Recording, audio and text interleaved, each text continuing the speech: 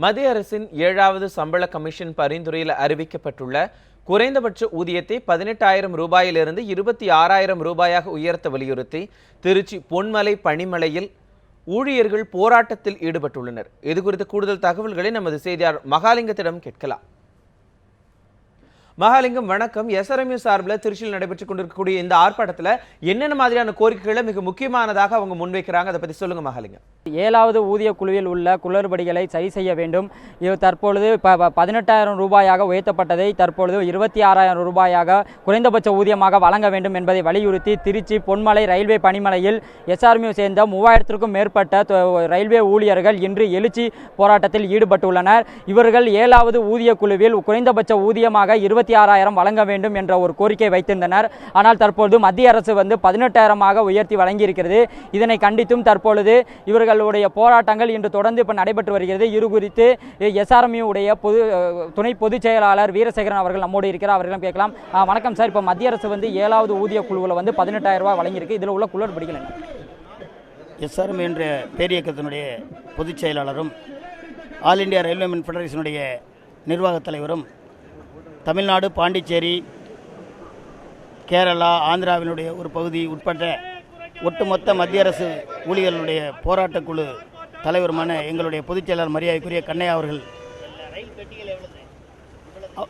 ARFனுடைய பொதுச் செயலாளர் மிஸ்ராஜி அவர்களுடன் ஏறக்குறைய 5 முறை பேச்சுவார்த்தை நடத்தி எடுத்த எடுப்பிலேயே இந்த வேலை நிறுத்தத்திற்கு செல்ல வேண்டாம் என்ற நல்ல முடிவிலே பயணிகளுக்கு எந்தவித பாதிப்பும் ஏற்படுத்தக்கூடாது என்ற வகையிலே எங்களுடைய பொதுச் செயலாளரும் ARFனுடைய பொதுச் செயலாளரும் 5 முறை பேச்சுவார்த்தை நடத்தியும் இந்த மத்திய அரசு பணியவில்லை. ஒரு ஸ்டெப் கூட முன்னேறவில்லை. நேற்றைய தினம் நடைபெற்ற அமைச்சரவை கூட்டத்திலே நாங்கள் கூட எதிர்பார்த்தோம், ஏதோ 26,000 அடிப்படை சம்பளம் கேட்டோம், 23,000க்காக வருவார்கள் என்றெல்லாம் எதிர்பார்த்தார்கள்.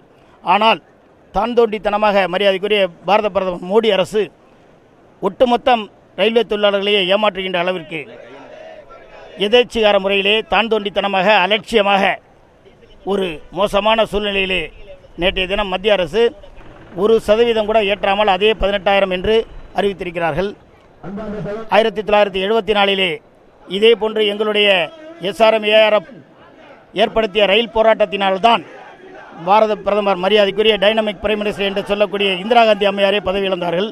ஆனால் இப்பொழுது கூட இந்த போராட்டத்திலே அவர்கள் எங்களுடைய பொதுச் செயலாளருடைய கோரிக்கைகளை செவிசாய்க்கவில்லை என்றால் நிச்சயமாக ஜூலை 11 தொடர் பொது வேலை நிறுத்தத்திலே இந்தியாவையே வேலை நிறுத்தத்தின் மூலமாக ஸ்தம்பிக்க செய்வோம். இது ஏதோ ரயில்வே தொழிலாளர்களுக்காக மட்டுமல்ல.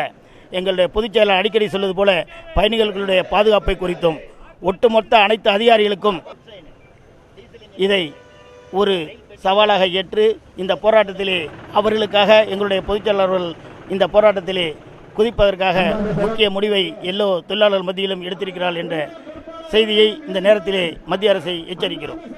அதாவது இவர்களுடைய குறைந்தபட்ச ஊதியமாக தற்பொழுது 26,000 வழங்க வேண்டும். இது இல்லாவிட்டில் ஜூலை 11 முதல் தொடர் வேலைநிறுத்த போராட்டத்தில் அனைத்து ரயில்வே தொழிலாளர்களும் ஈடுபடுவார்கள் என தெரிவித்துள்ளனர். மனோஜ்.